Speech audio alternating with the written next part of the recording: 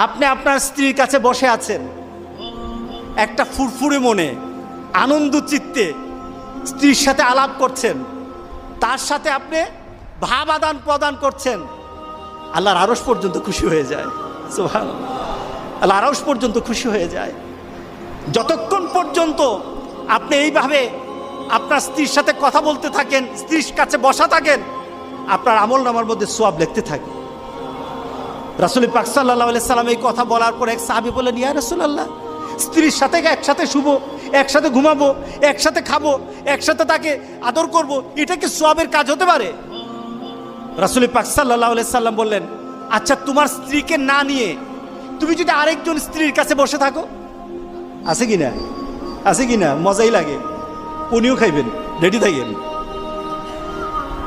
তুমি অন্য কোন স্ত্রীর পাশে বসে বসে ফিস ফিস ফিস ফিস করলা, মজাই লাগবে, তবে মনে রেখে দিও তোমার আমলনামার মধ্যে জেনার গুনাহ লেখা হবে। তুমি যতক্ষণ তোমার স্ত্রীর কাছে বসা থাকবে, জান্নাতের দরজাগুলি তোমার জন্য খোলা আরম্ভ হয়ে যাবে।